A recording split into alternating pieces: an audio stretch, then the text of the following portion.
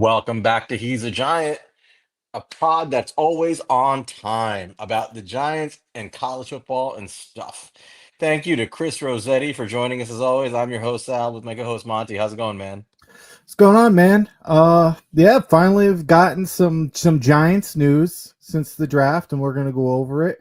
We got the schedule release, so it's got some excitement, or at the very least, is that Giants Twitter buzzing a little bit. So, it's gonna be fun to talk about. Shout out Spartan Mike for getting the release on that, beating all the beat reporters to the schedule release. So, shout out to Giants Twitter besting them again. Listen, man, I don't know what your problem is, but some of the beat reporters have been grinding all night getting the schedule right, and they don't appreciate you talking shit about them like this. Look, I'm just giving credit where credit's due. Shout out Spartan Mike. Shout out Giants Twitter. Shout out shout out all the I'm blanking on the name You who must it be one of was. those people who guaranteed that freaking Joe Shane and Brian Dable were going to get fired all last year, and you're just upset about not being able to get the schedule right. Yep, that's it. I promised, guaranteed it. Guaranteed. Yeah. So, yeah, we also had the Gabe Davis news. People visiting. I know I let you know last week that I heard that that was going to happen if the money's right. So hopefully the money is right, and that's going to happen. But again, somebody on Giants Twitter broke the Davis flying in story. So man, we've been on one this week as a Giants Twitter community. Yeah. democratizing reporting. Yeah. Nothing you want more than to get all your news from people on Giants Twitter. Yeah, don't know if it's true or not, and then it's like Pete Roy. It's like, yeah, that random dude, he was right. I get all my political news from Giants Twitter also. I find it's very helpful, Oh very yeah. informative. All right. So today we're going to go over the Giants schedule release. A bunch of people have already done their pods about the schedule release and have, done things about, their breakdowns of the games and all that. And Monty and I were going to do something, to go over it, but we thought we would handle it a little bit differently, and just kind of look at it from a different approach because I mean, I don't know about you, man, but I find, and I know some people enjoy it, but I find trying to analyze these games this many months out in the NFL to be difficult to do, and sometimes a fool's errand because so much changes, and as time goes on. Oh, look, the Revival guys are in here. Thank you. Welcome to the Revival guys, and they're putting out a good message. Vote for Momo. And so is Chris Rossetti. Vote for Momo, NFL fan of the year. Believe in Momo. Hashtag believe in Momo. Hashtag vote for Momo. Hashtag FOTY. I know Momo's lurking somewhere. There he is. So remember, folks, the voting has not yet begun for NFL fan of the year, but we will certainly remind you when the voting kicks in. And all you have to do is all vote the exact same way. The way we'll get the information out on the proper way to enter the information, but basically it's first name Momo, last name in mom's basement.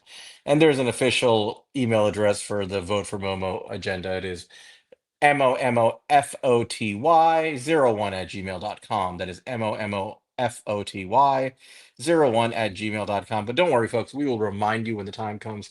Carl Banks is all in, the Believe in Network is all in, everybody's all in. And there are rumblings that a bigger name giant legend might be all in. So we'll find out who that is. This has been such a great campaign, started completely by Carl Banks and nobody else that, it's been wonderful. Just as a bystander watching it, I'm really amazed at the traction it's gotten, Monty. Look, Carl Banks knows how to recognize great Giants fans. He's a great Giant who knows how to recognize great Giants fans. And if he says Momo should be fan of the year, I think that should be good enough for everyone else. The man should be in the Hall of Fame. Why would you not do what he wants?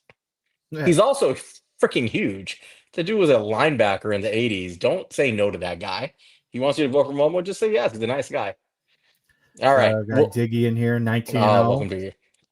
Yes. All right. So where were we? All right. So we're gonna go through the schedule in a little bit of a different way than everybody else has been going through it.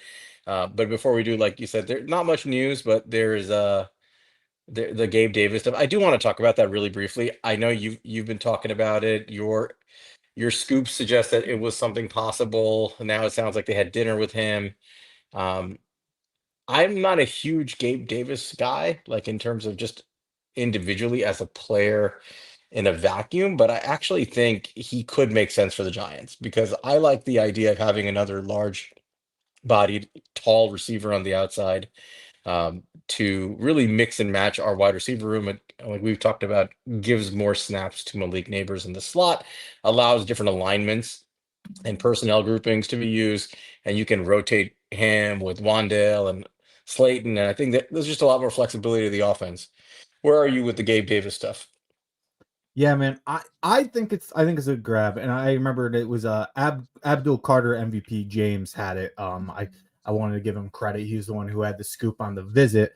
Hmm. But yeah, so I think it's a good grab if we can get it done for the right price. Like you said, like look, when he was leaving Buffalo, I really did not want the signing. Like, I it surprised me how much money he ended up actually getting when he went to the Jacksonville. And even then I mean, would you rather Darius Slayton? Would you rather Gabe Davis? Like, I'll probably just stick with the guy we already have here. Um, I wasn't super interested, uh but Gabe Davis now, after kind of a little bit of like a use a fancy football term, a post type sleeper. He could be somebody because he struggled to meet his expectations. You're actually getting a discount now on him, and I think he's a guy who I think at the end of the day, he's a starting wide receiver in the NFL. I think he's capable. I think he, really low end two to like a high end three. I think that's really where he sits, and I think you'd be bringing him in as like a wide receiver three to wide receiver four, just depending on your alignment. He would really be your third wide receiver. It would just depend on the alignments, depend if you're going to have him or Wandale in essentially. And I don't think it would affect Darius Slayton or Malik Neighbors too much. I think it'd be that. And I think that's the beauty of it. It would allow Malik Neighbors to move into the slot and to kind of get some bigger bodies out there on the field. Gabe Davis gives you a little bit more of that X body, gives you some blocking ability, gives you some more explosive play threat, which I think, I think Gabe Davis is kind of what they wanted out of Jalen Hyatt. You know, Yeah. they drafted Jalen Hyatt out of that Josh Heupel system. That's something when they drafted Jalen Hyatt, they mentioned getting Gabe Davis out of that same system. And the way they used Gabe Davis in Buffalo, he had a lot of explosive plays. He was back-to-back years, he was top 12 in explosive plays from the wide receiver position. I think that's what they wanted to get from Jalen Hyatt. It never worked out. And I think they could get a version of that in Gabe Davis, who also adds more to the game with the bigger body and blocking ability. Yeah, I think that's a big part that you brought up at the end there, the blocking. He's a really good blocker.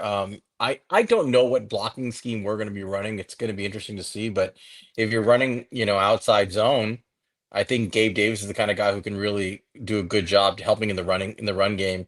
And even if it's not just purely run game, just, those quick outs to Neighbors and Wandale, if you have Gabe Davis out there clearing space as a blocker, that does open up the opportunity for more yak and more yardage. So I can see his value on the field. He's certainly going to be more reliable than I think what we have in Hyatt as a blocker. I don't know what they think of Hyatt as a receiver. I don't think they think much of him so far. We haven't seen any evidence of that. So I'm all for it, man. Like bring him in. He's 6'3", 225. He's been productive. Nothing special, but I don't think you're paying premium price either here. You're probably getting him for a reasonable deal. Now the issues with his knee. Obviously, we don't know what the status of his knee is, but they're going to have a look at it. So we'll find out. That's kind of the only news going on with the Giants right now in terms of players. It's rookie mini camp and guys look pretty good. They always look good this time of year. You have to be cautioned about what you're seeing, but the team looks hyped. And I will say, man, the culture of this team and the vibe around the team just feels different, doesn't it? Like it just for the first time in a long time, this feels real. Yeah, I think there's some excitement in this building for once. There's some change. There's some fresh blood in the building. I think the new quarterbacks help. I feel like there's just hope from the fan base to inside the building. You see Brian Dable out there. He looks like a different man. He's out there dancing. The vibes are high in the building. They're playing music for Jackson Dart.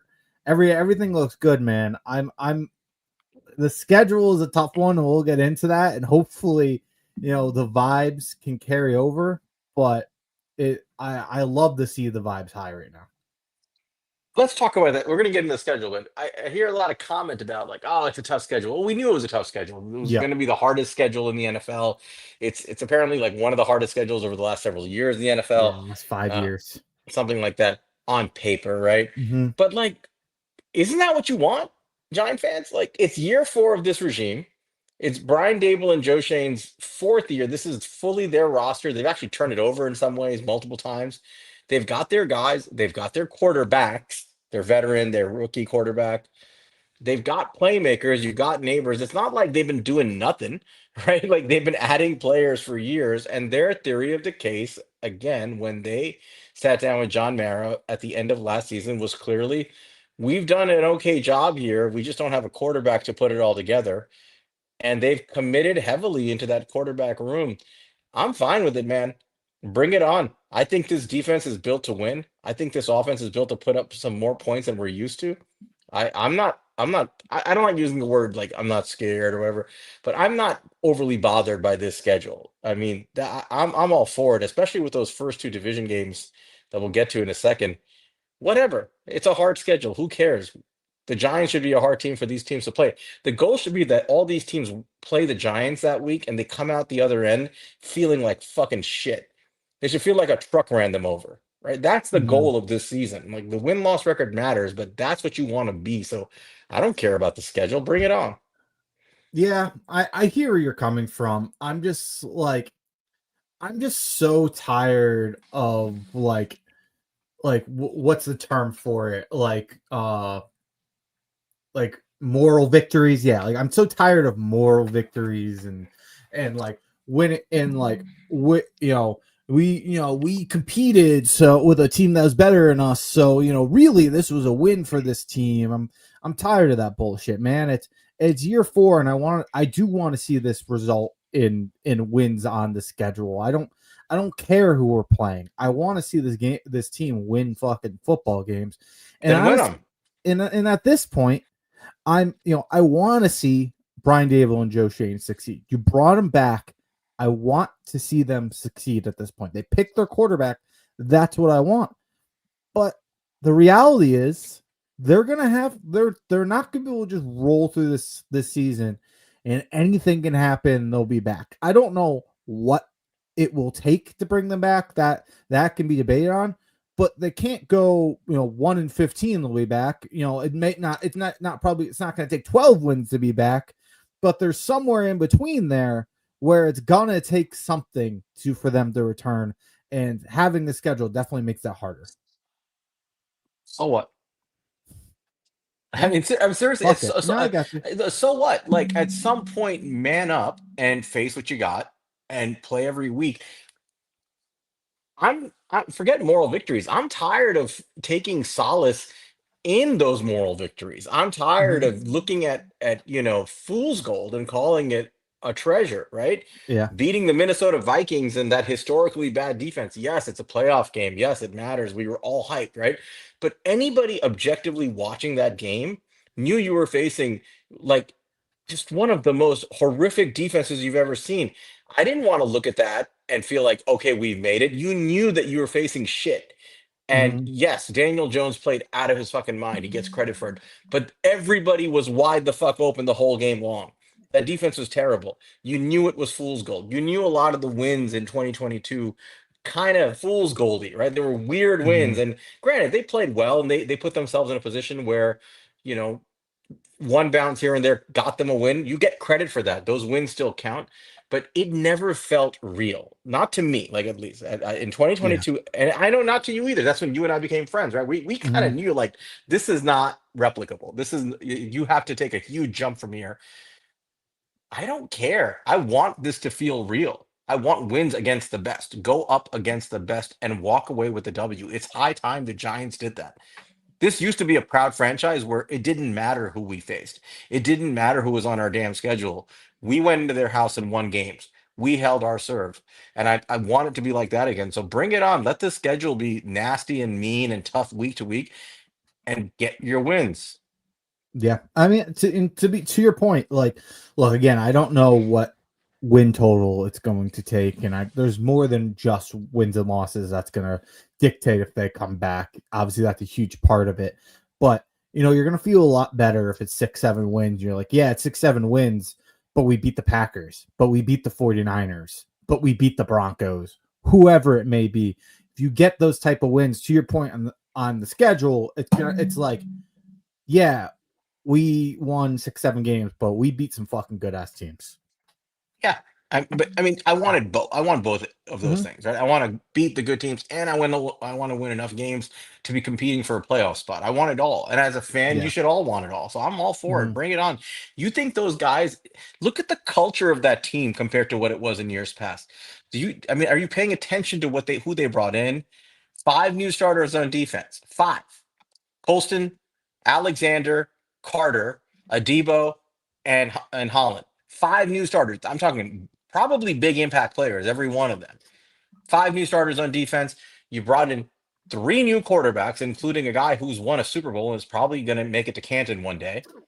Hmm. You brought in a guy in Jameis who I love, but I mean, I have no doubt in my mind he's the reason everybody's smiling. I don't know if you saw the Kay Adams thing with Joe Shane today. He was cracking himself up just thinking about Jameis. Like Yeah. that shit matters, right? The culture matters, the energy matters.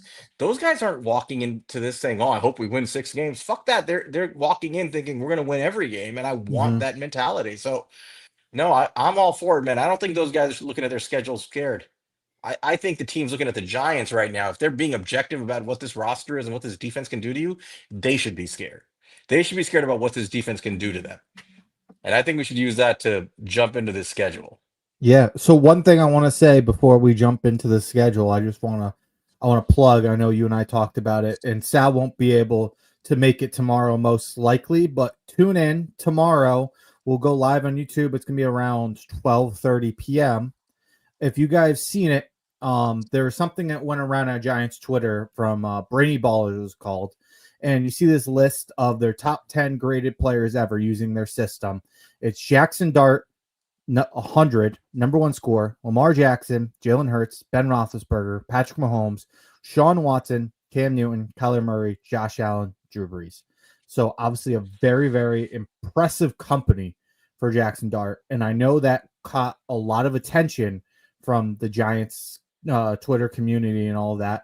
So I reached out and he agreed to come on tomorrow. We're going to talk for about 30 minutes. I'm going to ask him and try to, I think everyone's interested to see what is it? Why is Jackson Dart in the group of these names? Because, it's, it's very strange to see, but it's also exciting. So what about his formula made Jackson Dart grade so well? So I'm interested to hear and then excited for that conversation. So yeah, make sure to tune in tomorrow, guys. Yeah, again, tomorrow, guys. Awesome get by Monty. So tomorrow at 12:30 p.m., he's gonna do this live um, with this guy who's gonna tell you why Jackson Dart is the greatest player to come out of college football in the last decade. There you go. It's something worth watching, and I think that's gonna be a focus we're gonna try to work on is getting some different types of guests on when we get a chance. Guys who take on more of like the sports analytics approach to things and sports science, things like that. So awesome get. I unfortunately will probably not be able to hop on it. I've got a few things going on at that time at work. But if I get a chance, I'll definitely tune in. And if I hop on, if I get a chance, I'll join. But otherwise, just join Monty. Please, guys, and tune in. It'll be fun. Yep. All right. Let's hop into the schedule, man. So let's talk about how we're going to go through this. I've heard a few different pods, and much love to all of the pods we listen to, all the other guys going through the schedule. They always go through, week by week. Here's what I think could happen. Here's what I'm looking for. Um, my view on this, my personal view on this is, it's very hard to predict in an in a year to year, week, really a week to week league, what things are going to look like this far out in Yep. individual games. I've heard many NFL coaches over the years break the NFL season into segments and typically into quarters. I'm sure you've heard this too, right, Monty? Like Hmm. they break it into like 4 game quarters, and they say that we attack it as like a 4 game stretch. So I think we should look at this as 4 game stretches, um, and think of it that way. So the Giants. will open, as you guys know by now, week one at the Commanders. It's a 1 o'clock game in DC. Week two at the Cowboys. It's a 1 o'clock game in Dallas at Jerry World. Week three, it's Sunday Night Football at home. Their home opener against the Chiefs. So be ready to tailgate with all the Swifties at 8:20 at night on September 21st, and then again they're home a week later, 1 p.m. game against the LA Chargers, Jim Harbaugh's team. So let's start with that four-game segment. Take it on block, Monty. What are your thoughts on that four-game segment and how you want to approach it? Yeah, I mean, look, there's no part of this schedule that's going to be easy. We have a lot of good opponents we're playing this year. So you look at it, we start on the road. Starting on the road's always tough. Not ideal for your Giant season tickets holder to have to wait until week 3 to get a home game. But you start out 2 division games. You got Commanders and Cowboys back to back. Looking at that, to me, those both those games are winnable games. To me, division games are always a winnable game. Even though the Giants have not made it seem like division games are always winnable, they're supposed to be winnable no matter what. Those are supposed to be, games that are very difficult to predict just because of the history between them, the teams. Commanders, they could easily be walking into a sophomore slump with Jaden Daniels, similar to what we saw CJ Stroud. Cliff Kingsbury's offense, can that hold another year? We've seen that struggle in the past. And a team that really didn't add anything to their defense. That's going to be the most interesting. They added their offensive line. I think that's the most important thing they did this offseason, adding like Alarmy Tunsil to it, adding to, even the offense, adding Debo Samuel.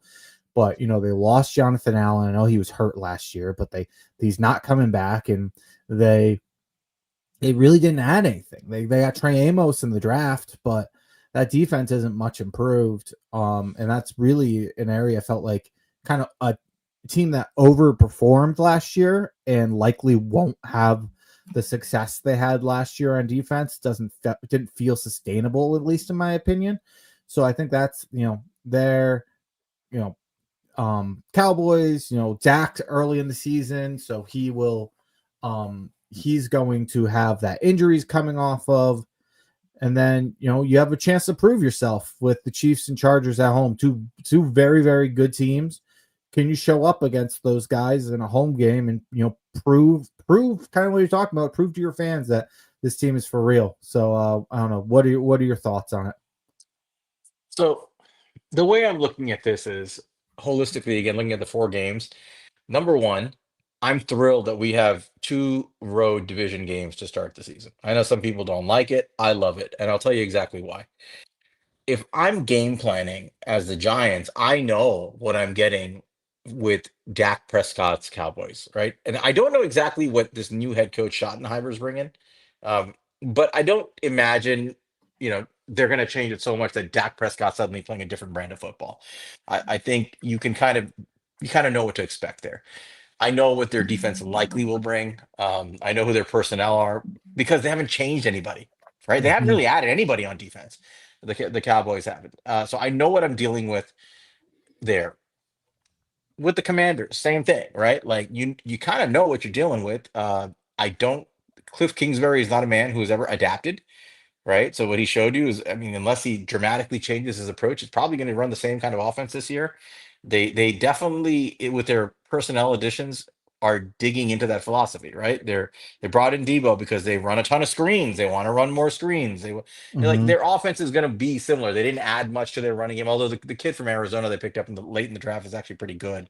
He was Mm-hmm. hurt, but um, but for the most part, they added to the offensive line, which by the way wasn't a huge issue for them last year, right? Like, yes, I'm sure they're happy they added to it, but it wasn't a major factor. But that's where they put their resources in the offensive line and Debo. The defense, they didn't add much. You're going to get a very similar kind of team. So I know what I'm getting with both teams. Now think of it from their perspective. For the last 6 years, NFC East teams have known exactly what to expect from the Giants on offense, exactly what to predict. And what as long as Daniel Jones has been quarterback, we've seen it for years. Disrespectful defense. all 10, 11 guys within 11 yards of the line of scrimmage at all times. I mean, you remember that? Have we forgotten it Hmm. already? That's how defenses have played the Giants for years. Everybody lined up in a small area, completely ignoring everything behind them, and quite frankly, ignoring the field side a lot.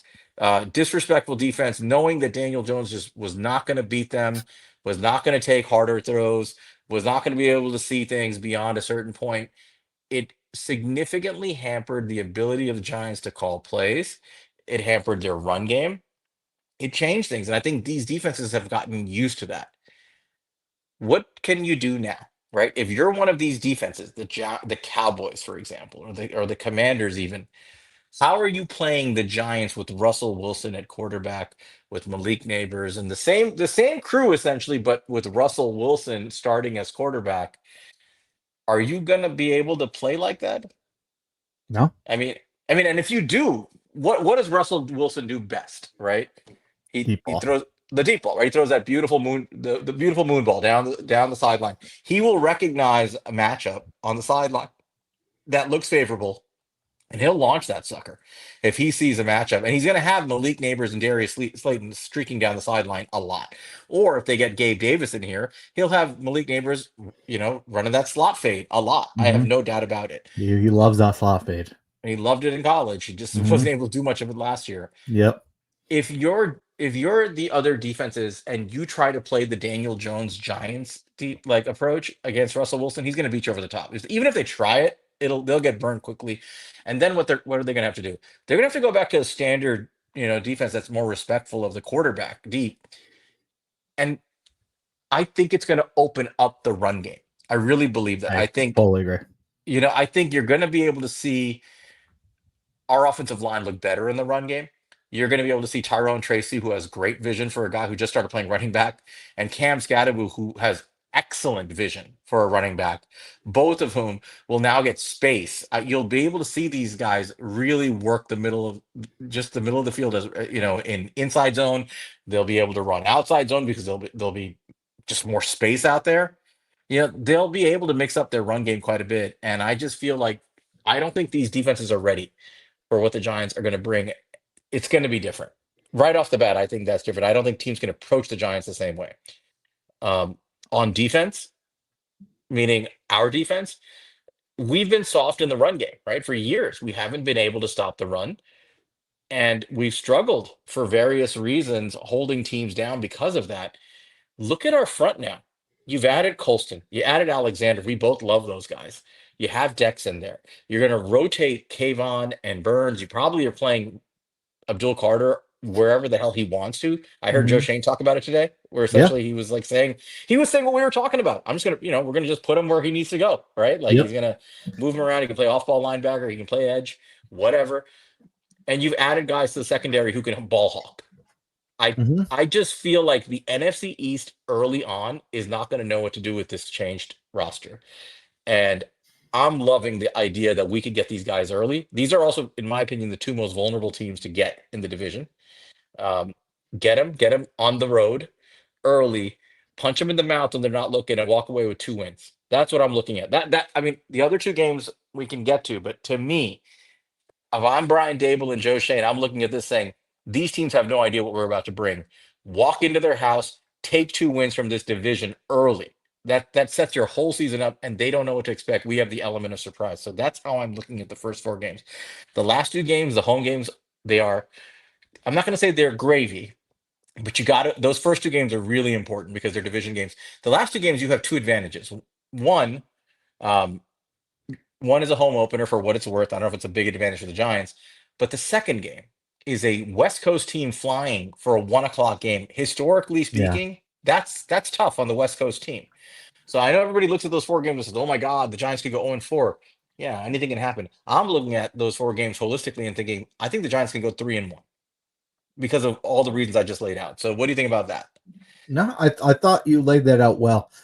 I think, something that you said is I think the way that we start the season here, I think is going to be a huge impact on the rest of our season. I think if you can, like I said, walk into Dallas and Washington and take those games and win, I think that changes the outlook for the rest of the season.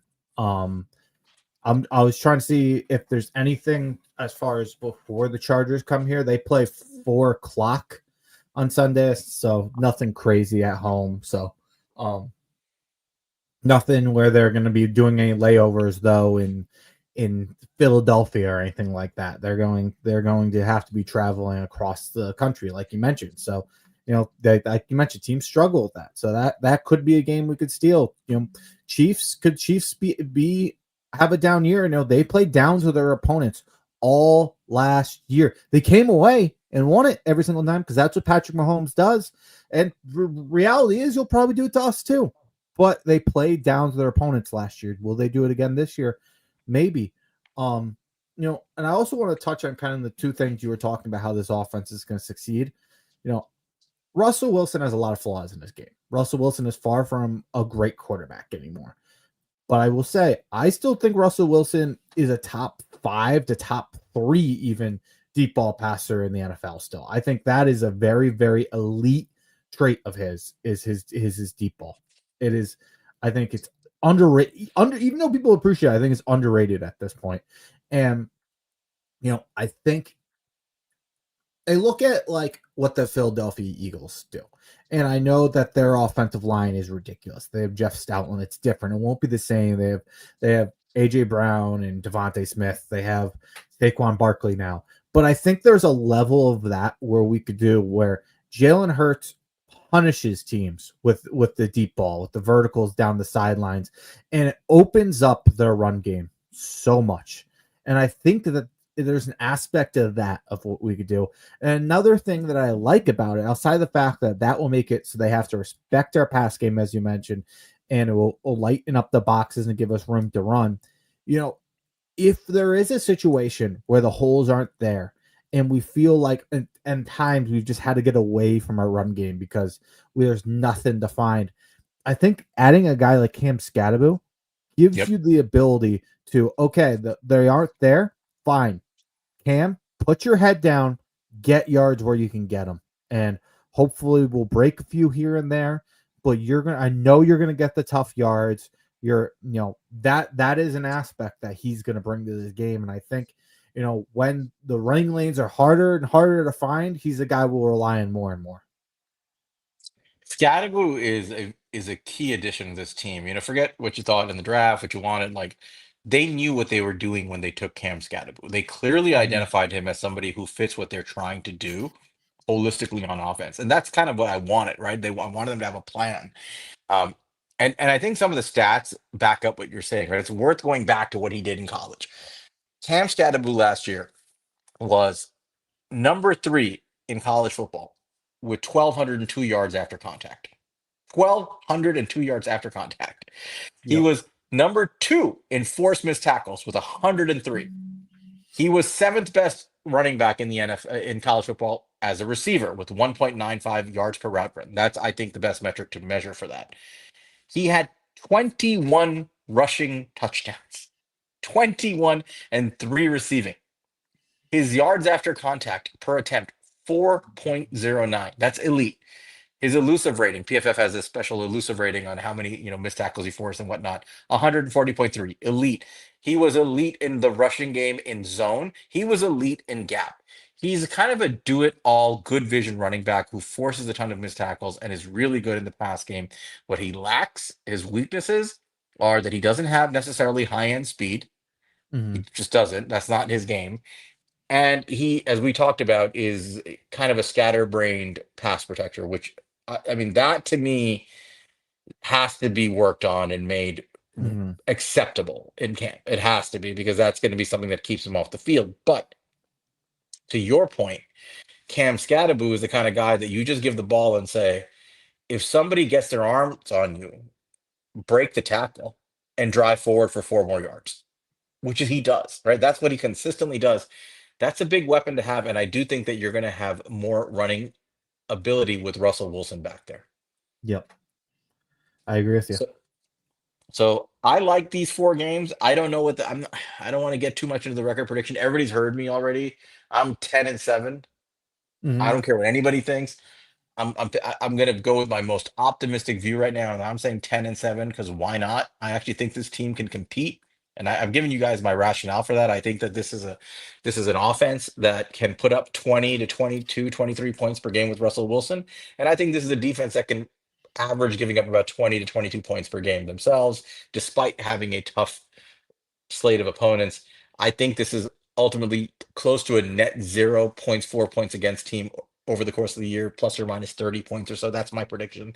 And that usually translates to around 500 plus or minus 1 or 2 wins. So I'm going to take the optimistic view of that and say Yeah. we're at 10. But so I'm not going to break down every little one, every little win loss, but I'm going to say those first 4 games, my goal as an organization is to punch my division opponents in the mouth in their house those first 2 games and walk away with 2 W's, and then the other 2 games are gravy. That's how I'm looking at it, Monty. And I think there's reason to believe we can do that.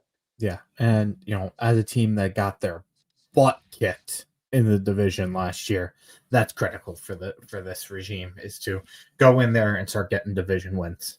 Yep. You want to hit to those next 4 games?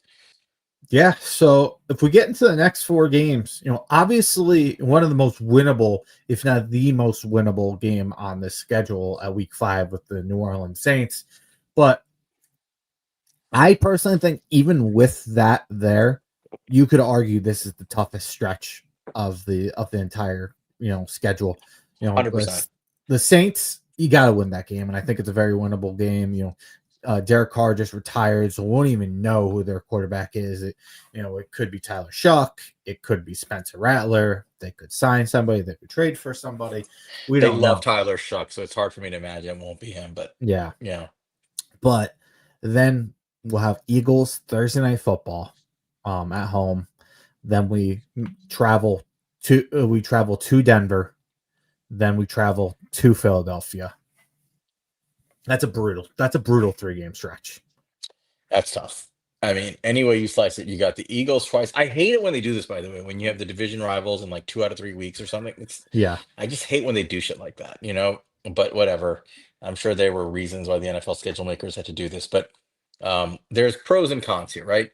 You get the Eagles out of the way. That's one way to look at it, right? Win or lose, you get them out of the way in a small sample period.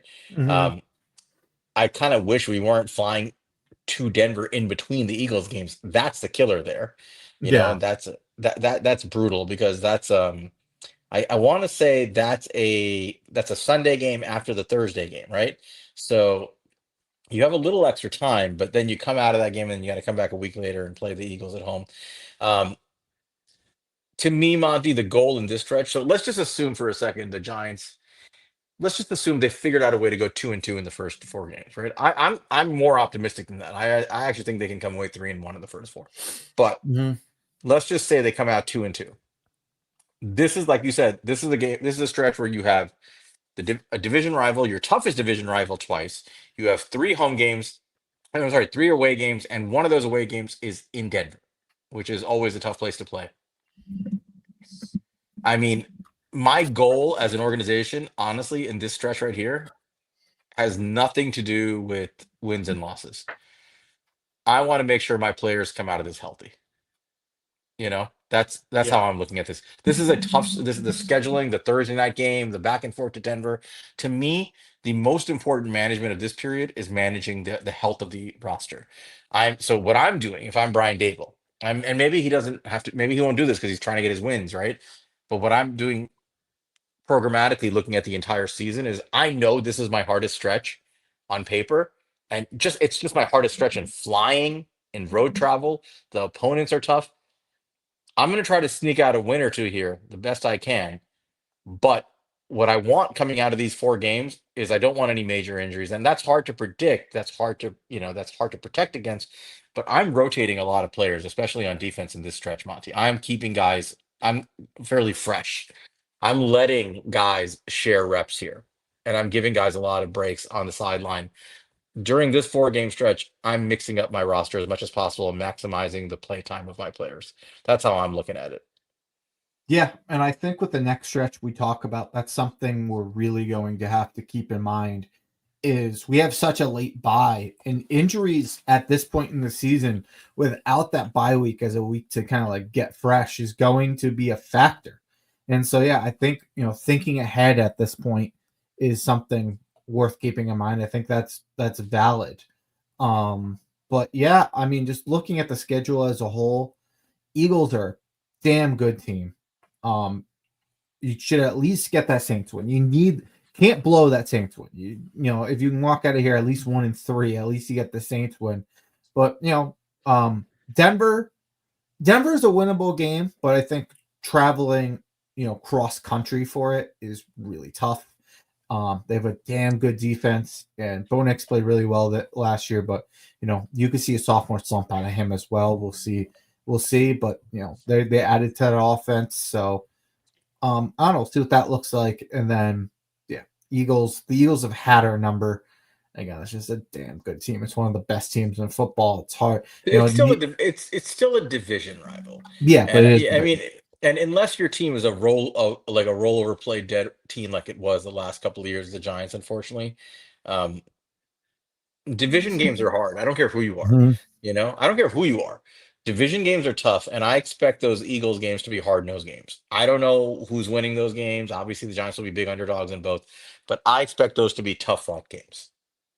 Yeah, I mean, look, NFL is supposed to be a league of parity. It hasn't looked that way for the Giants, but theoretically, if you are a competitive football team, you should have a shot in any game you play, and even more so in a division game. So, I agree with you. If this team comes out and is a competitive football team this year, we should have a shot in those games. I mean, let's talk about the Eagles for a second because we talked about the other division rivals, right? Now, Hmm. obviously, the Eagles won the Super Bowl. Their roster is loaded. There is not many deficiencies anywhere on that team. But let's just think about their defense for a second. They lost. Um, what's his face? So they lost Sweat in the offseason. They Hmm. lost Milton Williams in the offseason. They now Hmm. Moro Ojomo, guy I wanted, by the way. I don't know if you remember from Texas a couple of Hmm. years ago, sat like third string for them for years, but now he's ready to he's starting. They're doing what they normally do. They get a seventh round pick on a good player, and he's going to be a starting defensive end. He's starting next to Jordan Davis and Jalen Carter, who's obviously excellent, and Nolan Smith, Zach Bond. Nakobe Dean is hurt, but they drafted Jahad Campbell, who's also hurt a lot, by the way. But they have some players there. But if there's any weakness potentially on that defense, and there's not a lot, but if there's any weakness, I actually think that their run defense might struggle a little bit because of the loss of the guys they lost. You lost Milton Williams. Josh Sweat was a great pass rusher, but I think that if there's any weakness on that defense, there's a little bit of a downgrade, probably a big downgrade for Milton Williams. And if you want to be the Giants and you want to keep this game close and give yourself a shot to win, this has got to be a Cam Scatterbo game. Like Cam Hmm. Scatterbo and Tyrone Tracy have to earth, wind, and fire the fuck out of this game, right? They need to just run, run, run, and try to wear that defense down and keep the game close. This is like a time of possession style game. You're gonna have your shots for Russ, but if like both of these games, you want to try to play dirty football against the Eagles. I think that's the strategy you want to take. And I just said you want to stay healthy, but for those two games, I definitely think you want to keep guys fresh, move 'em around, but you want to play that kind of football. You're right. If you get one win out of these four, you're probably taking it and moving on. But you got to try to get two here. You got to try to steal one of these Eagles games and probably beat the Saints. That's how I'm looking at this 4 game stretch. Yeah. I think the other factor to keep in mind is, they lost Kellen Moore as offensive coordinator. They promoted from within. They've tried this before, and they didn't have so much success last time. So could that happen again? We'll see. They could struggle offensively because of losing Kellen Moore. Um, is Saquon Barkley the same player after getting so many carries? A guy that we've seen have injury issues in the past on our team, and really, for the first time in his career, completely avoided them last year. I'm not wishing it upon him, but we just got to look at the history of the man. And, it's a guy that's dealt with them. And, at this age, that could be something to deal with. Lucky for him and lucky for them, they're playing, unlucky for us as it's earlier in the season. You have less time for that to kind of, build on the workload to build on itself. But that's another factor. We'll see the player he is. I don't expect to drop off from Saquon, but it could happen. Um, yeah, I mean, look, it's gonna be hard. It's gonna be hard games. That's reality. It is going to be rough. Do you know how many carries he had, including all the playoff games, Super Bowl last year? You know how many carries he No, had? 436. that's crazy. 436 carries for 2,504 yards, which is banana, so obviously, but 436 carries. And let me look at his reception numbers because I think he had a I crazy thought number of those too. I just Um, looked. I just looked at his total touches. He had 449 total touches. no, that's probably just a regular season. I'm including the playoffs because those Oh count wait, too. no, sorry, that added the attempts. 308 or 482 total touches. Yeah. It's a lot of touches, man. That's a lot of beating on. Now, to be fair, he didn't get much of a beating. He was running free a lot of the season, but that's a lot of carries. So again, I'm not going to bet against him again. I'm not doing Yeah, that. I've learned my lesson. yeah, for But sure. it's a lot of workload. So there is a chance that the Giants could have it. They might be able to play a little bit of bully ball to themselves, and you want to keep those games close with running the ball. So that's how I'm looking at the 4 game stretch. Try to come away healthy. Try to get a win here, ideally two. Um, and if you can, sneak one against the Eagles. Next 4 game stretch, weeks 9 through 12. Still not at the bye. The Giants have a late bye. Hmm. They come back home to play the 49ers. Another 1 o'clock game against a West Coast team, week 9. Then they go to Chicago to play the Bears at a 1 o'clock game in Chicago on November 9th. A week later, they're back home for a 1 o'clock game against the Packers, and then they go back to the Central. This is their NFC Central stretch to play the Lions in Detroit at 1 o'clock on November 23rd. So let's unpack that stretch right there. This is your NFC Central portion of the season. Yeah, I mean, this is you mentioned it earlier about staying healthy. This is the part of the season where staying healthy is extra important. This is where the late buy is really going to set in. This is where Hmm. you're going to see those injuries and feel those injuries. I was just looking at the schedule. Both the Bears and the Packers have early buys, very, very early buys. They have week 5. So, that's not a great one either, but they would have had a chance to, take a break already, and the 49ers buy won't happen either. So, no great advantage there from their part. It's so that, that's a positive for us, but um, yeah, I imagine that we'll be dealing with something at that point. Hopefully, nothing too significant, but there will be guys playing hurt. I have no doubt about it. That's just the nature of the game, and you won't have the bye to get some guys healthy. But the look of those teams, 49ers had a down year last year. I don't expect this to be a worse football team than we see last year. I think really can only go up for them. How far up will it go?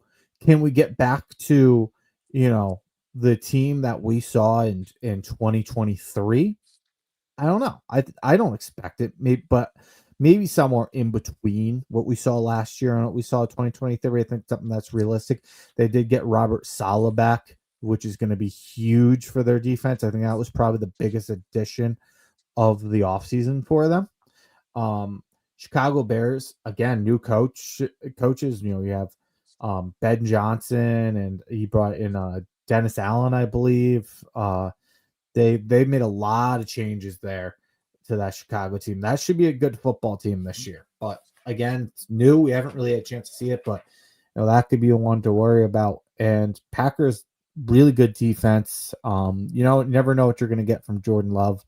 We beat them with Tommy DeVito. Why can't we beat them with Russell Wilson? So maybe we can steal that Packers game at home. But what are your wait, is that one, two? Oh, then the Lions. The Lions, yeah. Oof. Oof. They've had our number before they kind of became a powerhouse. But I'll say they lost Ben Johnson. They lost Aaron Glenn. Um, we don't know what Aiden Hutchinson is going to be returning for an injury. He looks like he's still dealing with that knee injury. We'll see where he's at. Um, Certainly changing those two coordinators is going to affect them this year. To what level, I don't know, but I don't think it'll be the same Detroit Lions we saw last year. So I'm kind of like you. I'm looking again. I'm focusing on health in this stretch, but to me, this is a stretch. This is to me. This is the Russell Wilson stretch in my mind. I look Uh-huh. at this really like if he's going to be the Giants quarterback the rest of the season, if they're going to be competitive the rest of the season, this is the stretch where Russell Wilson has to impose his will on other defenses as much as possible. Hmm. Let's start with the 49ers. That's a West Coast team flying to the East Coast for a 1 o'clock game. So you got something there. They hate playing at MetLife because every time their players come to MetLife, It's true. players players get hurt. They hate the turf there. That was the old turf, but still, they hate it here. There's like a mental block, I think.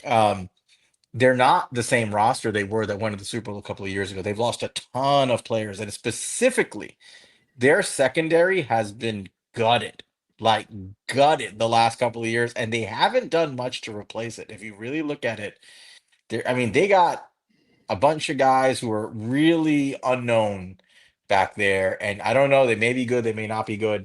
But you've got second year player Renardo Green starting. You've got Demondre Lenore. You've got, Trey Brown. You've got guys there who are not exactly household names playing as your starting corners. Malik Mustafa is a good safety. They got him like in 2024 in the draft, and Jair Brown, like that's their safety room. But they lost Hufanga. They Hmm. lost what's his name, the guy we wanted to sign, who the dude who had the family tragedy. Why am I forgetting his name? The cornerback. Uh, yep. Shavarius Ward, right? Yep. Um, and, I mean, they've lost some key players in their secondary, and they didn't really address it in the draft. They went D line heavy. Clearly, getting Rob Saleh back helps a lot, right? He's maybe the best defensive coordinator in the NFL. He's up there, and he brought in big-bodied guys up front to beef up that D line because that's what he wants to do. And I'm not taking it for granted. But to me, I mean, they drafted guys like Alfred Collins and C.J. West and Mikal Williams. They're going to try to take away the run game, right? That's what they're doing. They're beefing up to take away the run game and get, a big bull rush up front. This is a game where Russell Wilson has to just drop back and just launch it. Hmm. That's that kind of game. He's like, deep passes are not like hold the ball for 3 seconds and throw. Deep passes are, drop your foot on the fifth step and just release it before the pass rush gets to you. And I think this is a Russell Wilson type game. I do think this team can be beaten um, with Russell Wilson, Malik Neighbors, Darius Slayton. I think this is an explosive play game for the Giants, and they can win it. It's a game I think you want to win, and you kind of have to win in this stretch if you want to have a good stretch here. The other games are tough, not unwinnable, but they're tough. Like at Chicago, um, I heard Dan Schneider talking about it with Nick Filato. They're talking about like how it's so cold, and I mean it's November 9th. It's not that bad. It's like Hmm. it's probably going to be like 60 degrees. So I mean 55, 60 degrees. I don't think it'll be that bad. The Bears are a good football team, though. I think that's the issue. They have a beefed up defense, and with Ben Johnson there, I don't know what they're going to be, but I'm not betting against Caleb Williams with Ben Johnson in terms of being a poorly run team. I think they're going to be pretty good, and Hmm. we'll see. But that's gonna be a tough game on the road. It's tough. I think the Packers are a winnable game though. Yeah. That's at home. Um, I'm not sure what the Packers are, but I feel like that's a team that we can go toe to toe with, and you should be able to win the game against them with the home field advantage. And obviously, Detroit's tough on the road. Again, stay healthy, but if you're going to win these games, I do think these are organizations that you're going to have to beat with Russell Wilson in this stretch. These are all teams with fairly good run defenses. And Russell Wilson's going to have to be the one who imposes his will and put up explosive plays here. This might be the stretch where you see the difference between a Russell Wilson Giants offense and what we've been watching for 6 years. I really do. Hmm. This could be like that portion of the schedule. If you come away with 2 wins here, I'm pretty happy. Yeah. No, I would agree with you. Um, that it's a tough stretch for sure. They're winnable games, but it's well-rounded, good teams. And I think you kind of nailed it. Well, I think the injury aspects can be something we'll keep in mind. We'll see who's healthy. But yeah, Russell Wilson's gonna have to show up against good defenses. All right. We're 12 games in, right? And I'm not going to go again game by game, but I'm looking at them like we're saying in segments. where are we at this point in your mind schedule wise? Like what's your most probable range of outcomes here from for schedule after these first 12 games? Mm, 3 to 5 wins. So you're thinking we're like somewhere between 3 and 9 and 5 and 7. Hmm. Okay. I'm thinking we're probably between, I'm obviously higher than you. Um, I think worst case, in my mind, worst case scenario, we're at 4 and 8 here. And I think best case scenario, we're at probably around 7 and 5. Best case scenario, but that's like extreme best case scenario. I think 4 to 6 wins is probably where I'm landing here. I don't know if we're going to be above 500, but I think we're going to be close enough. So I'm landing somewhere in that territory after 12 games. Yeah. Like, And and I think one thing as kind of a segue from that, I think depending on what it is, let's call the range 3 to 6 based off of both of our ranges if you combine them. 3 to 6 wins. If you're on the lower end of that, 3 to 4 wins, I think this next stretch you could look at as the Jackson Dart stretch here. yeah, that's what I was And getting at. Yeah. yeah, and I think, if you're closer to that 5, 6 wins, I don't think that that's happening here. But I think you could circle that New England Patriots game as, a potential first time. There's two spots I would circle here. I would circle the New England Patriots. It's a Monday night football game. It would give you a full 7 days to prepare, and it would give you at least an easier defense to go up against for Jackson Dart's, first appearance. It kind of give him a warm up game and would give him a chance for the bye week after that for kind of a full, you know, break to analyze what happened that game and kind of build off of it and, build on that game. You could also look at it as get through that game. Let's see where we're at during the bye week. How many wins do we have at the bye week? And are we ready to make that switch? Maybe it's not like a proactive decision. Maybe it just comes to the point where it's like, we have this amount of wins. It's a bye week. We have 4 games left in the season. There's going to be serious talks during it's going to be big time in the media. Is it time to put in Jackson Dart? And the only way to quiet that is winning football games. Well, I think I agree. Of course, I would agree with what you're saying. I'm not, I personally don't believe we're going to get there for the reasons I said. I don't think that the Jackson Dart experiment starts this quickly, because I think the team will be better than that.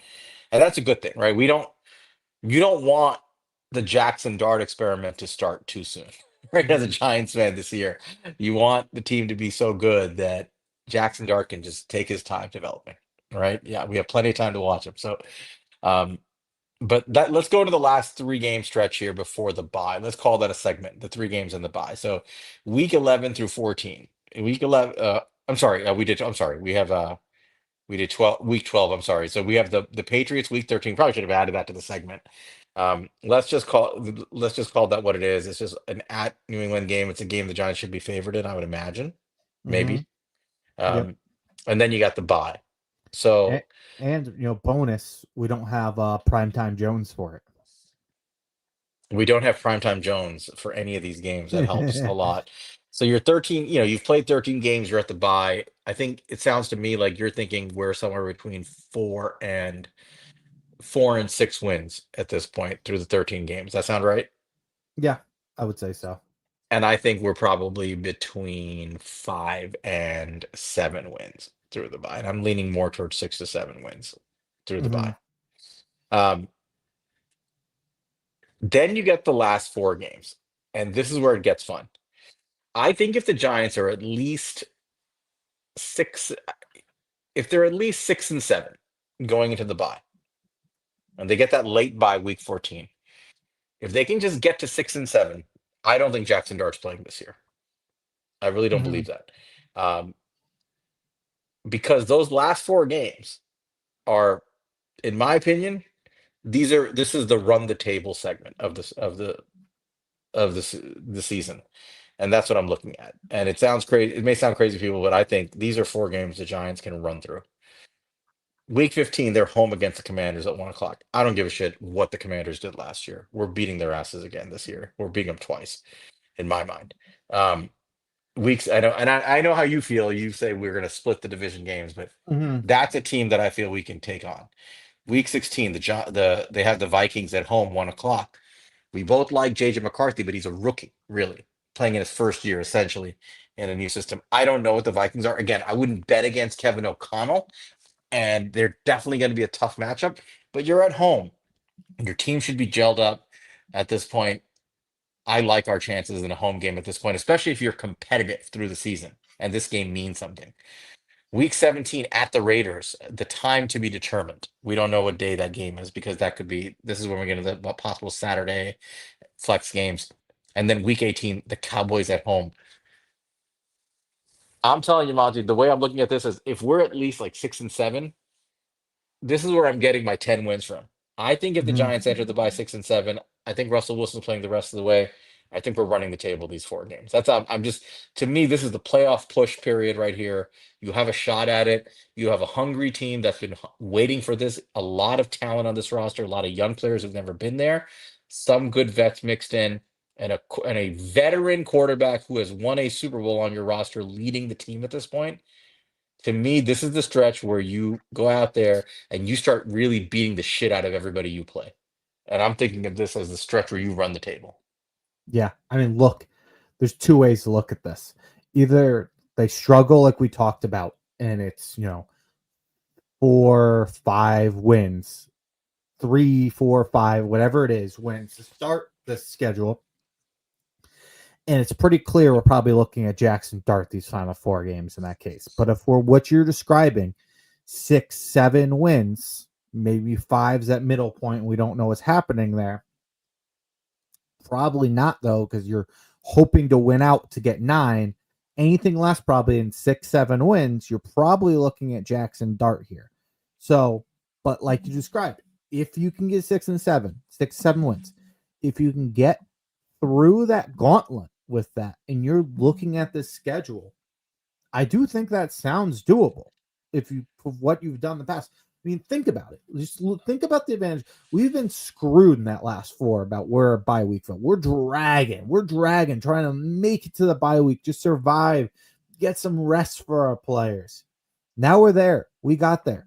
We got some time prepared for the Commanders. We come off hopefully with some time prepare. Hopefully beat the Commanders. We get them at home this time with extra time prepare for them. We play the Vikings, who have a really early bye. They have a week 6 bye. They're going to be dragging ass at this point. That's 10 weeks later. And for also things you described, then we play the Raiders. Raiders, aren't that good of a team. They've done a pretty good job of rebuilding. Geno Smith's a good quarterback that certainly makes them competitive. That's week 10 was their last bye. That's 7 weeks since their last bye. They're dragging ass here. And then you got the Dallas week 8. So 9 weeks. And then you have Dallas who has a week 10 bye, Eight and weeks. 8 weeks. So you have between 10 and 8 weeks for each of these guys since their last bye. Injuries set in. They're trying to drag their ass across the finish line and get there. We're coming fresh off a bye saying, win these last 4 games, you make the playoff. That's how you're looking at it. And if, like you said, if Russ is playing those games, I think that's realistic because that means you have 6 or 7 games. If not, this is the time we start evaluating our future quarterback and see what we have. Yeah, I mean the 13 games before the bye, the Giants have 5 home games. They have 8 road games, and they are playing the division rivals 4 times in that stretch, right? Or yeah, I think 4 times in that stretch, out of their 6 division games. And they have, they're on the road against some pretty tough opponents: the Bears, the Lions, the Eagles, the Broncos, the Commanders and Cowboys I mentioned. And they have home games against tough opponents: the Chargers, the Chiefs, the 49ers, the Packers, the Eagles. It's a gauntlet. No Hmm. doubt about it. Those first 13 games are a gauntlet. So I can understand people being really pessimistic about the season. I'm just saying the way this team is built right now, they can probably go toe to toe with a lot of teams in the NFL and keep the game close. I will take my chances with a veteran quarterback who knows how to win, who knows how to put the ball in the end zone as opposed to have a 20 play drive that dies on the 18-yard line.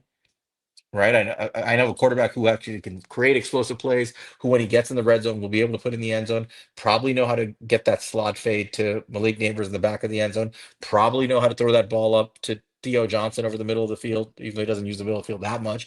But in the end zone, I bet he would. And you have guys like Cam Scatterbo who can be battering rams and get those points on the board.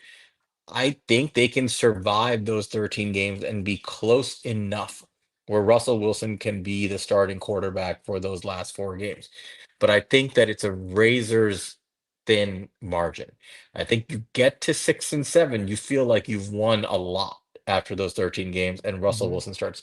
But if you're 5 and 8 or less, I think you're right. I think at that point you're going to say, look, we're probably 5 and 8 because we just couldn't keep up with these other teams.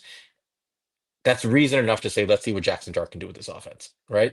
Yeah, Let's if just see you're what he look, can do and get him some momentum going into next season. yeah, like I said, if you get five, you've obviously had your struggles, and you're basically looking at this. The only way we make a playoff is if we win out. While if at least you have 6 wins, you can be like, one loss, I can still get 9 wins. You're not going to hand the ball to a rookie at that point. Yeah, and Be- look at this realistically. Let's just so let's say because we mentioned this in the very beginning. I think if you can start out the first 2 games with wins, which is tough. There's other avenues to getting to the 6 wins, but I think to me that's the easiest avenue because you get those 2 division games and nobody knows who each other are yet. Nobody really has tape, especially on us. And it can give you the momentum you need. So like, well, let's just say in that case you get those two. So you get those two. Let's say you win the games you're supposed to win. You beat the Saints. That's 3. You beat the Patriots. That's 4.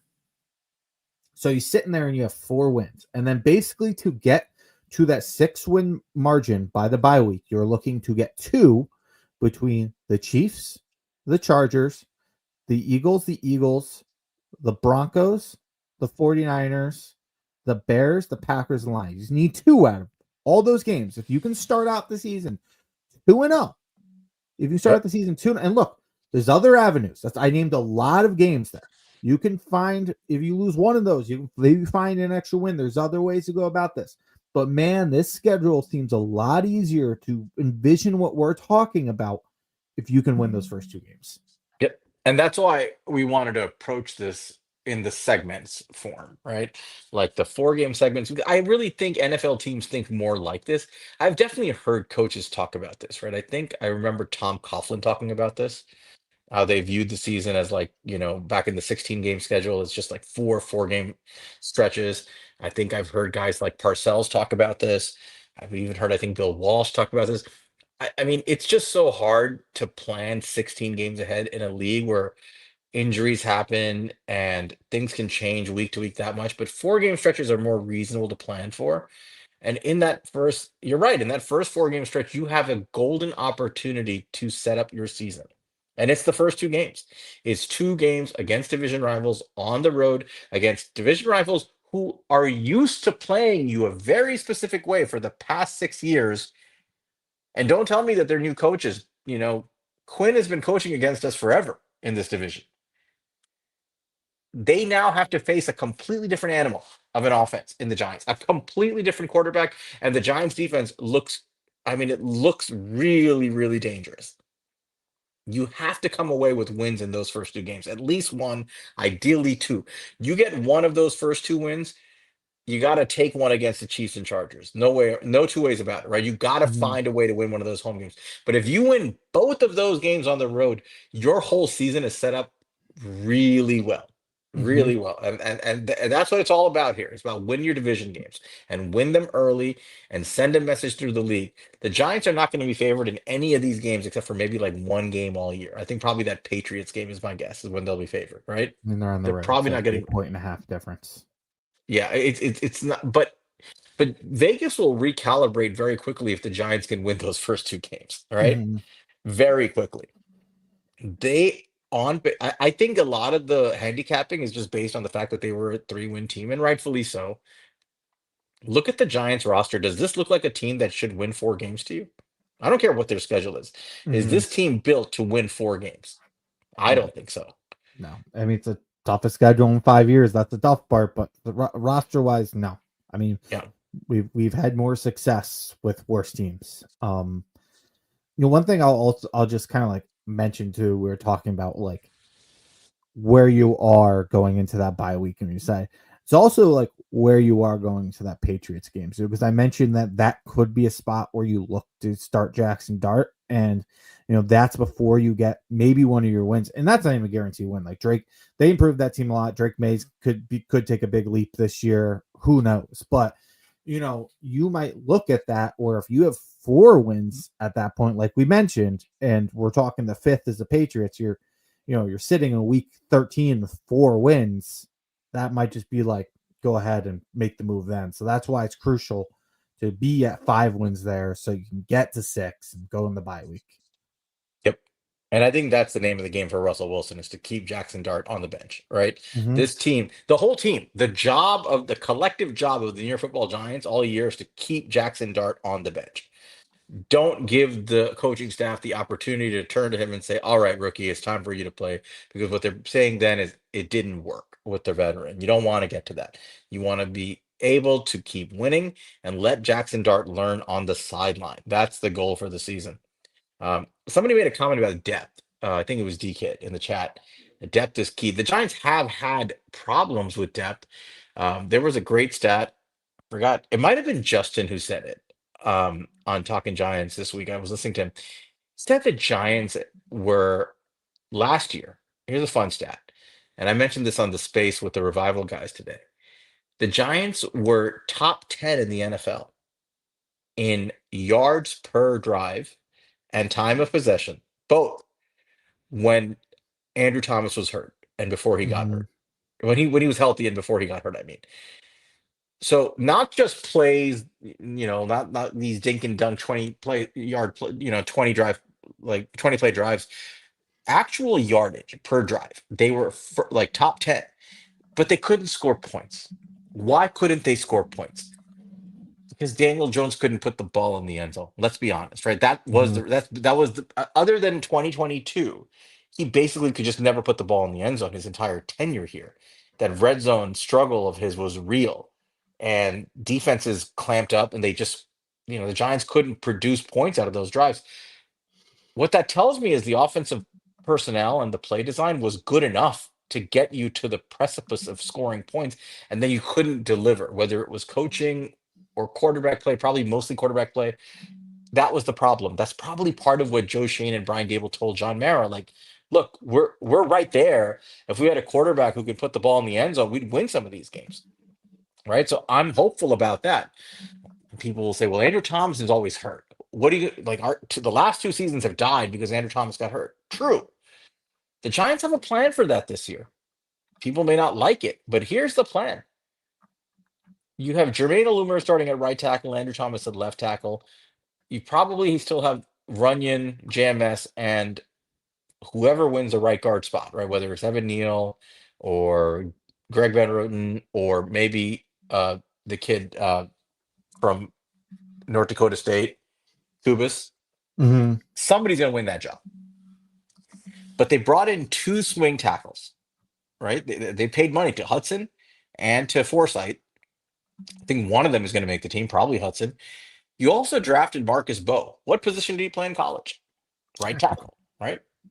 Yeah, and we're projecting him, dude, as a possible guard or even a center because of his arm length, and right. But we talked about it. His foot speed, his athleticism. The dude looks like a tackle, right? He Mm-hmm. looks like it just can he hold up with his arm length? But what if AT got hurt? What do you think the plan is? I think the plan is actually move Jermaine Illuminor to left, where he's perfectly reasonable as a backup left tackle, and I'm imagining that Marcus Vo is our right tackle, or Hudson, whichever one wins that job as the swing tackle. I think that's the plan. I actually think that allows the season to continue. I don't think the season falls apart this time if Andrew Thomas gets hurt. I don't know, man. That's still, that's my number one worry still is I hated the James Hudson signing. I think you paid a lot of money to a guy that you essentially signed to be a developmental guy. And I didn't see the purpose of that. You drafted your developmental guy in Marcus Bowe. That's where you get your developmental guy. Don't pay $5 million or whatever it was to a guy who has upside but hasn't really proven anything in the league. That concerns me. I would have much rather to pay a guy like the Greg Van Roten of tackles, a guy who's a solid tackle, but you're getting for cheap because he's on the back end of I his mean, we career. wanted that too, but those guys get real jobs. Like the guy we talked about was Morgan Moses, right? He seemed perfect. Got a Mm-hmm. starting job in New England because the league needs tackles. They're not easy to find, unfortunately. They're just not out there. Yeah, I mean, there were some guys. There was the guy who went to the Texans. Um, who was it? I'm Come blanking. on, Robinson? No, not Rob. He didn't go to the Texans. He was a Raider and a Patriot. Bigger dude. I mean, He I'm played for trying to the remember. Bengals last year.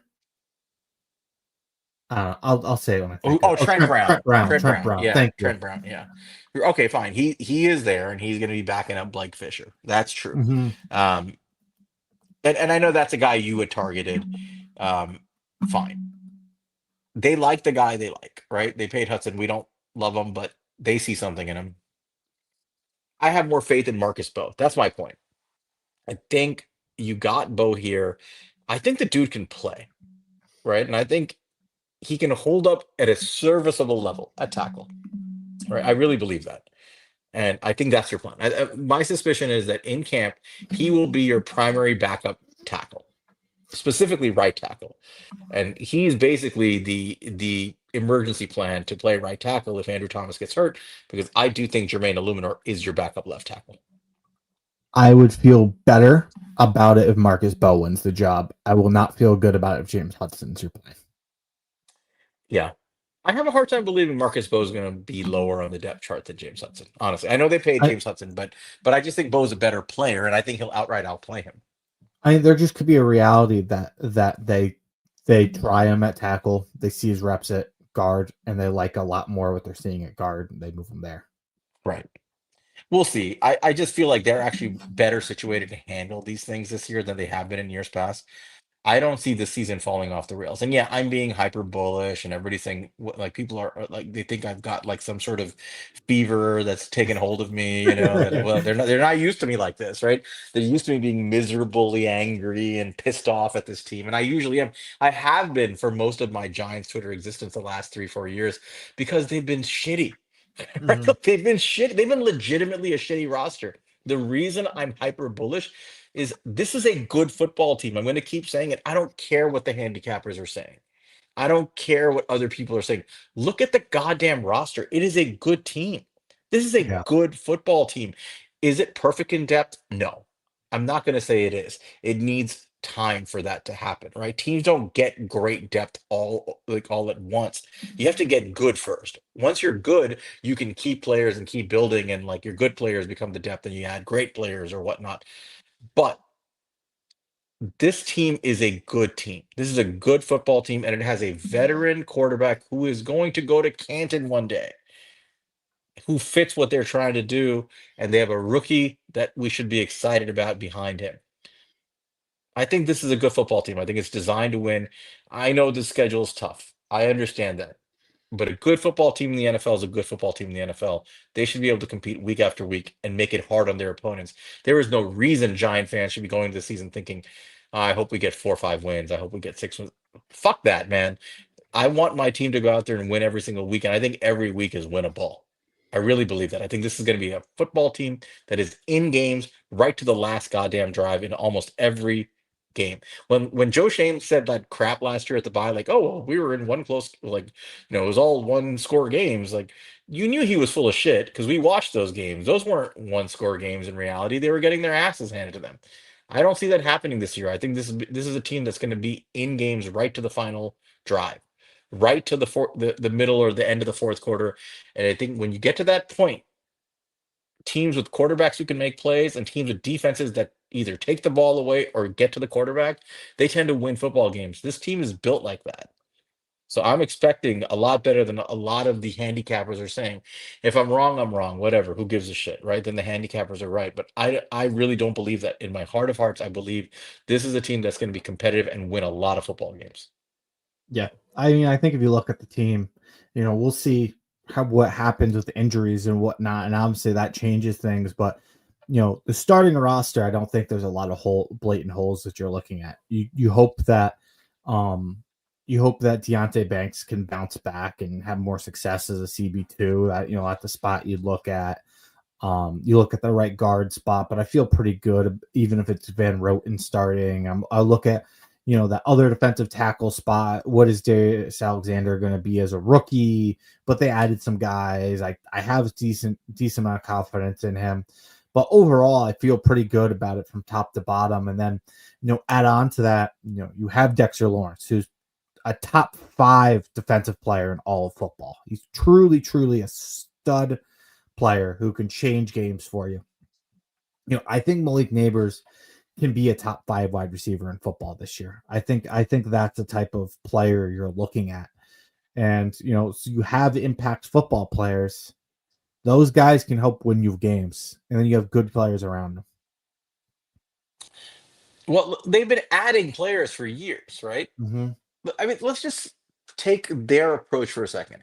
Since they got here, they added Wandell Robinson, Daniel Bellinger, Theo Johnson, Jalen Hyatt, Malik Neighbors, Cam Scattaboo, Tyrone Tracy. They've been assembling the pieces for years of players to make plays. And they are the ones who fucked up and gave Daniel Jones a lot of money. So they Yeah. handicapped themselves in the ability to show what those players could do. This was the argument you and I had last year with everybody else, where we were saying just sign Russell Wilson last year because at Mm-hmm. bare minimum, you got a guy who can at least show you what Jalen Hyatt can do and what Malik Neighbors, well, we didn't know about Malik Neighbors then, but what the players on your roster could do. Well, you've got Russell Wilson now. What if they're right? Has anybody thought about that? Like, forget about what they don't have. What if they're right about the guys they drafted? What if they were right all along? That these guys are better than they've looked, and it's been held back by really, really historically bad quarterback play. I mean, I have a tendency to believe that there's some truth to that argument, right? That maybe there's more there, that these guys can be playmakers, all of them. Even though I wasn't high on a lot of these guys, you know very well that I was never high on Jalen Hyatt. You and I used to argue about it. Mm-hmm. You know that I was never high on Theo Johnson because I just feel like I don't think either one of us was, right? Like, just Mm-hmm. feel like he needs a lot of work, right? Not that he's not physically gifted, but he needs a lot of work as a route runner. But what if they're right and these guys have the tools and they can just put it together with the good quarterback? They may have some pieces in place here that can actually put together a team that'll put up points. I'm not so sure this is such a defunct offense. I really am not.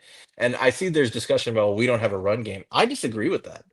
I think Tracy's a good running back. I think Cam Scatterbo is a really good running back. I think together they can be a very good running duo. Now you can argue that our offensive line may not be the best in the run game. That's fair, but we don't even know what that offensive line full 5 man unit is right now. Right. I'm pretty bullish that Evan Neal could win the job at right guard. And if he does, I do think that changes the run game quite a bit. So I don't know, man. I'm taking the bullish approach, and they'll probably prove me, wrong and like do something stupid, and we're gonna have to talk about that. But I'm not taking that approach this year. I'm actually trying to be objective and look at this roster and saying, I see enough talent here, and I see enough of an identity here. I see what they're trying to do. I see a plan which I did not see for years. I'm taking the over on this team. Yeah, I think you brought up a good point there. It's something I brought up last year. If we, I was like, if we draft a quarterback and we get it right, things can change quickly. I pointed to the Houston Texans last year when we were talking about it. I was like, look, you didn't see a great O line. You didn't see great receivers. You got the right guy in there. All of a sudden, Nico Collins looks like a stud. Like the O line didn't look as debilitating. Like those things can change really quick if you get the right quarterback. Now, look, we know who Russell Wilson is. Russell Wilson isn't gonna shock you that he's some player who's gonna raise all the tides around him. But I do think the difference between Daniel Jones to him is a lot more significant than the media is making it out to be. Oh my God, it's a Um, galaxy away. yeah, and I think to your point, I do think it'll allow you to evaluate and see what you have more, and it's going to help. Hopefully, that these players are not like checked out by week 4. Hopefully, How about the little things that we don't talk about enough, right? How about the fact that the offensive line looked terrible for Daniel Jones, and it was bad for Daniel Jones, but a lot of it towards the end was also if your quarterback can't count the number of guys in the huddle yeah. and your quarterback can't get people set before the snap. There was a whole thing with Dable asking Jackson Dart that question, right? And he got it right. Like the first thing you want to do is make sure everybody's in the right place and they're all Hmm. set. Know they all know their responsibility. If your quarterback doesn't know those basic things and how to handle it, and he can't read the defense. He can't identify the mic properly. He can't call the line shifts properly. He can't see pressure coming. We know that, right? He could not read blitzes coming. He couldn't see pressure coming. He did not know how to help his O line at all. That's what your baseline was. And now you have a veteran who I don't know what's left of his arm. I think it's still pretty decent. But don't you think Russell Wilson knows how to do those things? Right? Hmm. He can count the guys in the huddle. He knows what everybody's responsibility is. If he sees Malik Neighbors not getting set or not aligned properly, I'm sure he'll call it out to him and yell at him, get Yeah. set. I'm sure that he's going to read the defense and call the line shifts and help his line out. I'm willing to bet every part of this offense moves better and looks better because Russell Wilson is the quarterback and not Daniel Jones. And I'm not talking about just the raw stats. I'm talking about every individual player on this team on offense will perform better because Russell Wilson and not Daniel Jones is the quarterback. Yeah, and the only unfortunate thing is, I think everything you pointed out is correct, but the only unfortunate thing is we are not getting much of a boost as far as QB caused pressures. Russell Wilson is also one of the worst in the NFL Always at has that. been. Yeah, so that is unfortunate. That's something where You got to hopefully. take it with Russell Wilson. That's part of the Russell Wilson package. He's going to hold the ball a little bit too long sometimes, and he's going to take too many sacks. And he'll draw the pressures to him. But you know what he'll So, also do? He'll turn around and actually throw a 40-yard bomb after that yep. and get you out of trouble. That's the difference, right? When you in the Daniel Jones era, when you took a sack, it was Drives over. over. Yep. Drives over. Drives over. He was not overcoming a third and long or a second and long situation. Never. Didn't happen, Hmm. right? Russell Wilson will beat that. He will do that. He will turn around and take the sack and get to, second and 14 or whatever it may be. And he will put together a couple of big plays after that and get you the first down and keep the ball moving. Right. So, Hmm. like, there's a difference. Like, the drive doesn't automatically die because Russell Wilson takes a sack because of his ability to create explosive plays. Yep. Yeah, and I think that the chat's bringing up a good point about Russ that and I brought this point up that the last three teams he's been on just moved on from him, you know, and that is you got to dissect that. I think it's valid as a criticism. I think his act for it, Hmm. well, I mean, Seattle didn't just move on from him. I think they got a Godfather offer for him, and they knew that he was probably going to start declining and they did have a viable replacement in house in Geno Smith. I think they knew that. I don't think the league knew that. I think Pete Carroll knew that. And I think And they, I and, think and they they got a were. ton for him. I think Russell Wilson wanted out too. Yeah. And they got a shit ton for Russ, right? I mean, that trade was Hmm. crazy. Yeah. Um, Now Denver was a disaster, right? Denver in every Hmm. way was a disaster. That's all on Russ. Like there's no other way to put that. He Yeah. completely botched that situation personality wise, the whole thing with the private office, the Yeah. weird vibes. It just didn't work. And yeah, they definitely they tossed him out. Like they couldn't wait to get rid of him. Hmm. Um, Pittsburgh, he played well in the beginning, played awful, I would say, down the stretch. I know I've had debates with Authentic about whether he played awful or the same. He thinks he played the same. The defense played awful. I'm just going to go by the production. I understand he's probably very similar as a player. The production fell off. The team struggled. Um, They wanted to move in a different direction. I don't know if I can use the Pittsburgh Steelers as the best example of quarterback decision making, though. I'll be Hmm. honest. Like right now, best quarterback on their roster is Will Howard, who they drafted what in the fifth round, right? I mean, he's the best quarterback on their roster right now. So I don't know what to say about the Pittsburgh Steelers. But Russell Wilson, the player, I think is an infinite upgrade for what we have had, and I'm good enough with that. Yeah, and there was certain things that just didn't mesh well with Russell Wilson. Russell Wilson's, he's a veteran and wanted to be able to check out of plays and things like that. And Arthur Smith didn't want him to do that. And I think that that's something that Brian Dable will be more open to giving him the freedom to do. I think Brian Dable is a very player friendly coach who asks the input of his players constantly on things. So I think that would be a better fit from that aspect. Yeah, and I think he knows his role here too. By the way, like Mm-hmm. I don't think Russell Wilson is coming in here like thinking about long term. He's the starter. He's the veteran in the room. He's here to develop the young guys with him, right? He's here to win games and get those young guys involved on the offense. He keeps bringing them up. If you listen to his interviews, the first guy he mentions, have you noticed the first guy he always mentions? Who? Jalen Hyatt. I've heard him mention a few Every times like that. Every interview Russell Wilson gives about the Giants offense, the first guy he mentions is Jalen Hyatt. He says, they got a lot of talent here. These kids can play. Jalen Hyatt's an explosive player. He can really stretch the field. Wandale Robinson's an explosive player. He talks about their young players. He talks about Theo Johnson. He mentions the young guys over and over and over again. And when they ask him, he doesn't even mention Malik Neighbors. They ask him about Malik Neighbors. He's like, well, yeah. He's like, he's incredible. Because why is he incredible? Because there's nothing he can't do. Right? There's Yeah. nowhere he can't go on the field, and there's nothing he can't do with the ball. So he doesn't even mention him. He's specifically mentioning Hyatt and Wandale Robinson and Theo Johnson. Why, I mean, he mentioned Bellinger too.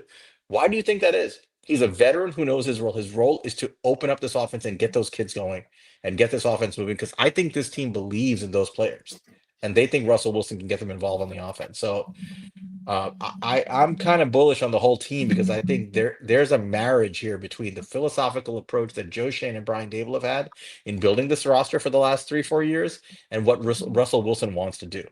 I Yeah. think it's going to work. Yeah. I agree with you. I think me. I was very pro bringing in Russell Wilson. I think it's a very good fit. I think his leadership was very much needed here. Even though he's a bit of a cornball, I think that getting a guy who's been around is really what they needed. Yeah, I mean he's corny, but at least he's not like clinically dead, Yeah. right? Like which is what we're used to. Again, like not to be mean about it, but like like there was no pulse with Daniel Jones. Like Hmm. nothing. There was nothing. Like no energy, no pulse, nothing on the field, nothing on the sideline. There was nothing in the press conference. It was so lifeless, man. And I'm not trying to take too many shots at the kid, but that's how it was. And at least he's the guy who's vocal. He may be corny, but he's like that weird corny uncle who like you makes you laugh a little bit, right? Yeah. Like it's fine. Like he's gonna bring in some life in the room. Well, these kids are kids. They Hmm. grew up watching Russell Wilson win the Super Bowl. I'm pretty sure they respect him, right? He'll Hmm. walk in and have a lot of respect in that room, and all he has to do is produce. And I think he'll have a tremendous amount of power in that locker room as a veteran leader. And don't forget the power of Jameis Winston. Don't Yeah. forget he's in there for a reason, man. He's in there keeping that locker room light. He's in there helping Jackson Dart. He's helping the locker room. He's keeping guys loose. This team is built correctly for once. They're gonna be good. Hey, Jackson Dart said if he could have anybody, past or present, to train with, it would be James Winston. Jameis. For the body of a Greek god. So, that's how it works. All right. You want to go over anything else? No, I think we just about covered it all. Let's remind everybody. So, those who came in late, Monty has an awesome, awesome get for tomorrow. Special. He's a giant. Friday at 12:30 p.m. going live. Monty, why don't you tell everybody what it's about again? Yeah, so I'm sure a lot of you guys saw this on Twitter. It was going pretty viral from Brainy Ballers. He has a star predictor score. Essentially, he came up with this formula for evaluating players for fantasy football. So you have quarterbacks, running backs, wide receivers, tight ends, and basically trying to predict their production in the NFL. His formula gave Jackson Dart the highest grade that he's ever gotten. And if you look at the other players that is graded highly, you see Jackson Dart with 100. Then you see below that Lamar Jackson, Jalen Hurts, Ben Roethlisberger, Patrick Mahomes, Deshaun Watson, Cam Newton, Kyler Murray, Josh Allen, Drew Brees. And I went and looked on their website, and all it's across the top, it's pretty accurate. It's been basically hits all around the board. There really isn't an outlier. Of course, there's outliers. I think when you go down lower and things like that, there's guys who had really low grades who ended up being great in the league. But just as far as like, 90 through 100 or whatever with scores, a lot of hits. And it's pretty cool to see, the quarterback we drafted in there.